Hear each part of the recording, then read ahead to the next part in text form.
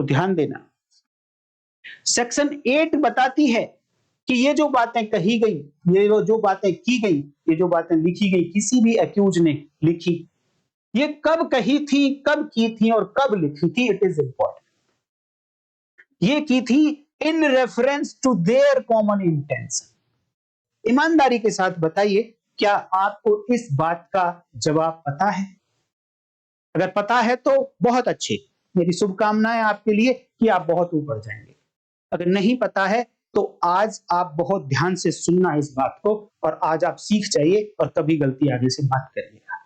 नमस्कार दोस्तों, भारतीय साक्ष्य अधिनियम की सीरीज में सेक्शन नंबर 8 हम पढ़ रहे हैं, corresponding to section number 10 Indian evidence act, और जहां पर बताया गया कि अगर कुछ लोगों के बीच कॉन्स्पिरेसी है तो उसके लिए क्या क्या तथ्य, कौन कौन से फैक्ट रेलेवेंट होंगे, सुसंगत होंगे।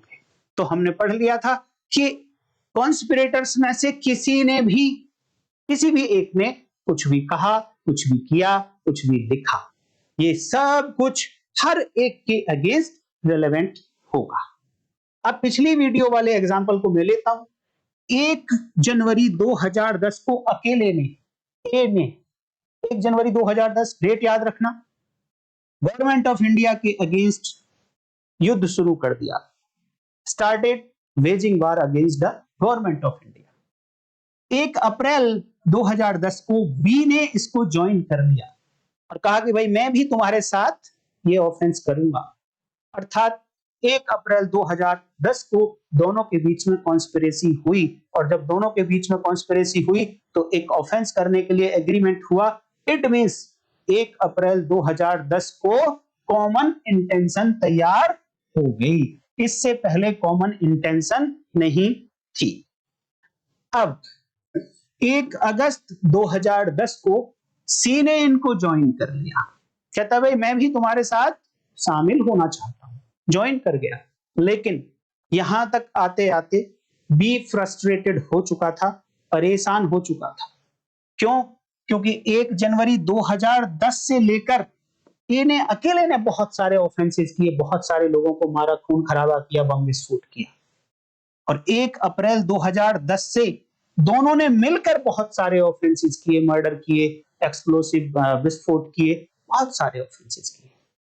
और 1 अगस्त तक आते आते इन सब से बी फ्रस्ट्रेटेड हो गया, बट एक सी नया मेंबर इसमें ऐड हो गया। बट बी कहता है कि भाई मैं छोड़कर जा रहा हूं तुम्हारी कॉन्स्पिरेसी, मैं अब तुम्हारे साथ शामिल नहीं हूं, मेरा मन उठ गया। ये इस कॉन्स्पिरेसी को छोड़कर चला जाता है।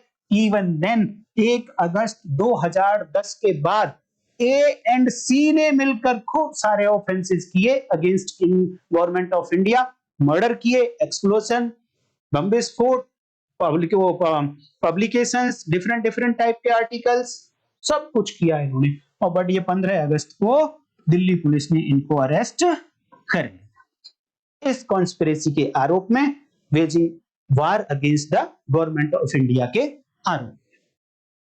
इवेंट्स आप जरूर ध्यान रखिए, डेट्स आप जरूर ध्यान रखिए। अब यहां पर जैसे ही अरेस्ट किया तो ये बी का क्योंकि मन वो उब गया था, और इसको कहीं ना कहीं अंदर से इसकी आत्मा ने गवाही दे दी थी कि तूने जो किया है गलत किया। तो अब ये कहता है कि मैं तो सच बताऊंगा, चाहे मुझे फांसी लगे, मुझे चाहे जो भी हो, बट मैं सच बताऊंगा। तो ये कहता है कि सॉरी, ये बी कहता है कि ए पहले से ही ऐसे ऐसे कुछ काम कर रहा था, मैं इसको ऑब्जर्व कर रहा था।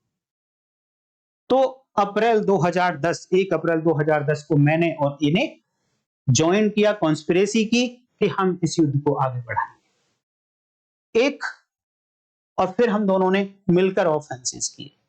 फिर 1 अगस्त 2010 को सी आया, फिर इस कॉन्स्पिरेसी को ज्वाइन किया, बट मैंने 1 अगस्त 2010 के बाद ये कॉन्स्पिरेसी छोड़ दी थी। लेकिन ए एंड सी ने मिलकर 15 अगस्त तक खूब उत्पात मचाया, खूब ऑफेंसेस किए। बट 1 अगस्त 2010 के बाद बी कहता है मैंने कोई ऑफेंस नहीं किया। तो अब यहां पर क्वेश्चन ये उठता है कि यहां जो बी का स्टेटमेंट है, कन्फेशन, ये क्या बता रहा है? ये कौन से फैक्ट को बता रहा है?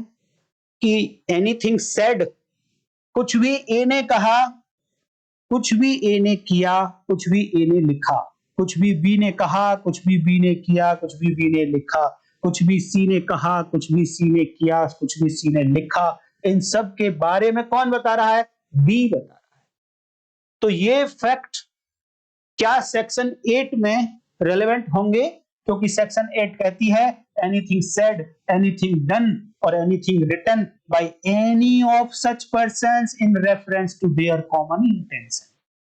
इस कॉमन इंटेंशन के बारे में इनमें से किसी ने भी कुछ भी कहा, कुछ भी किया, कुछ भी लिखा, वो सेक्शन 8 में रेलेवेंट होंगे, सुसंगत तथ्य होंगे।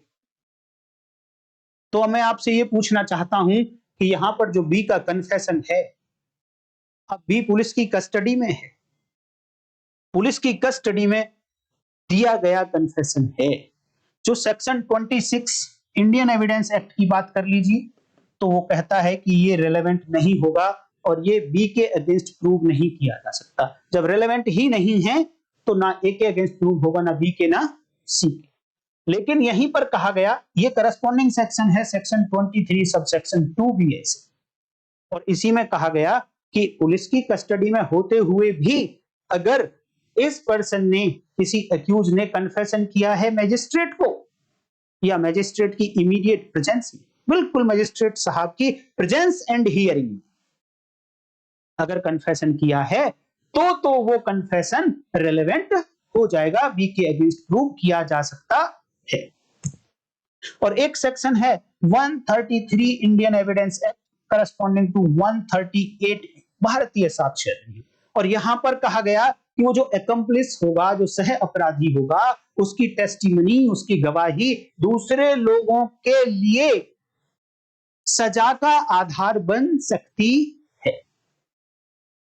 तो यहां पर जो बी कह रहा है, एकम्प्लिस, जो इसकी टेस्टिमनी है कोर्ट के सामने, कोर्ट के कटघरे में खड़े होने के दौरान, ट्रायल के दौरान बी ने कहा कि ए ने ऐसा किया, ए ने ये किया, ए ने ये किया, मैंने ये किया, सी ने ये किया, सी ने ये किया। तो ये जो इसका स्टेटमेंट है, ये कौन सी सेक्शन में सुसंगत होगा, रिलेवेंट होगा? क्वेश्चन इज दिस, क्या ये सेक्शन 23 सब सेक्शन 2 में रिलेवेंट होगा? और देन सेक्शन 133 और 138 बीएसए के आधार पर ए बी सी को सजा दी जा सकती है। ये विटनेस हो सकता है बी, ए और सी के अगेंस्ट, या फिर ये बातें सेक्शन 8 भारतीय साक्ष्य अधिनियम में सुसंगत होंगी।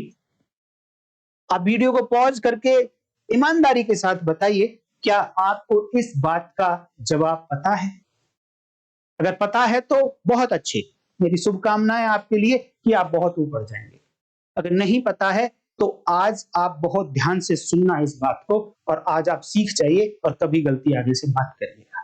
दोनों में डिफरेंस है, कौन से फैक्ट सेक्शन 8 में रेलेवेंट होंगे और कौन से fact section 26 Indian evidence act corresponding to section 23 sub section 2 में रेलेवेंट होंगे। डिफरेंस क्या है, तो ध्यान देना। सेक्शन 8 बताती है कि ये जो बातें कही गई, ये जो बातें की गई, ये जो बातें लिखी गई, किसी भी अक्यूज ने लिखी, ये कब कही थी, कब की थी और कब लिखी थी, इट इज इंपॉर्टेंट। ये की थी in reference to their common intention.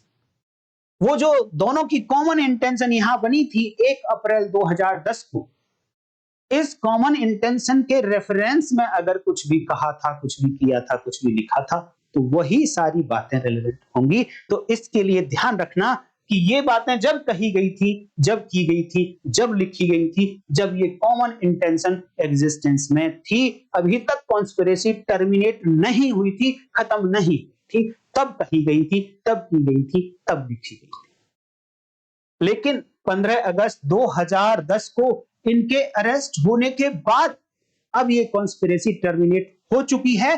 उसके बाद बी ने कुछ भी कहा, कुछ भी किया, कुछ भी लिखा, वो सब सेक्शन 8 में रेलेवेंट नहीं होगा।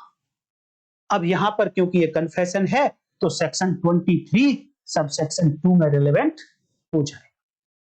अगर मान लो कि ये अरेस्ट नहीं होती और ये कॉन्स्पिरेसी टर्मिनेट हो गई है, उसके बाद बी ने अपने दोस्त डी को जाकर कहा होता कि हमने ऐसा ऐसा ऐसा ऐसा किया है और हमने अपना काम पूरा कर दिया, अब हमारी कोई कॉन्स्पिरेसी नहीं है और हमारा युद्ध अब बंद हो गया है क्योंकि हमने अपना काम पूरा कर दिया।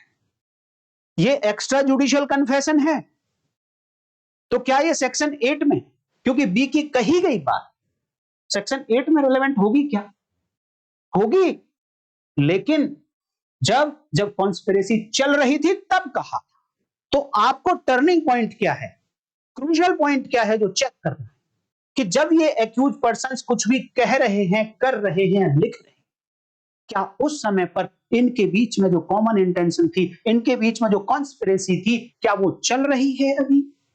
अगर चल रही है तब कहा, तब किया, तब लिखा, तो सेक्शन 8 में रेलेवेंट, और उसके बाद किया, उसके बाद कहा, उसके बाद लिखा, तो सेक्शन ये वाली कन्फेशन वाली सेक्शन में जहां भी रेलेवेंट बनता हो सब कन्फेशन। और देन सेक्शन 138 बीएसए, अकम्प्लिस एक विटनेस हो सकता है अगेंस्ट को एक्यूज, और इस अकम्प्लिस की टेस्टिमनी अगर कोरोबोरेटेड है, समर्थन मिलता है दूसरी साक्ष्य से इसको, तो इस अकम्प्लिस के टेस्टिमनी के आधार पर इन दोनों को कन्विक्शन की जा सकती है और वो इलीगल नहीं होगी। ये बात कहती है 138। तो मैं उम्मीद करता हूं कि ये कन्फेशन और सेक्शन 8 में होने वाली बातें कौन कौन सी हैं और कब हैं, क्या डिफरेंस है, आप समझ गए होंगे। नहीं समझे हैं तो आप बताइए, कमेंट करके बताइए। एक बार और देख लीजिए वीडियो, फिर भी नहीं समझे तो मैं आपको दोबारा से समझा दूंगा, लेकिन समझना इंपॉर्टेंट है। एग्जाम पॉइंट ऑफ व्यू से, प्रैक्टिस पॉइंट ऑफ व्यू से आप जज हैं तब भी आपको समझना चाहिए। तो उम्मीद करता हूं कि मैंने अपनी आज कोशिश की है इस बात को समझाने की, और अगली वीडियो में एक अलग इलस्ट्रेशन के साथ मैं फिर मिलूंगा। तब तक के लिए आप इस वीडियो को लाइक करिए, चैनल को सब्सक्राइब कर लीजिए, कमेंट करके जरूर बताइए और हाइप जरूर कर दीजिए। नए हैं तो चैनल को सब्सक्राइब जरूर कर लीजिए, ऐसी वीडियोस आपको मिलती रहेंगी। तो आज इतना ही। नमस्कार, जय हिंद।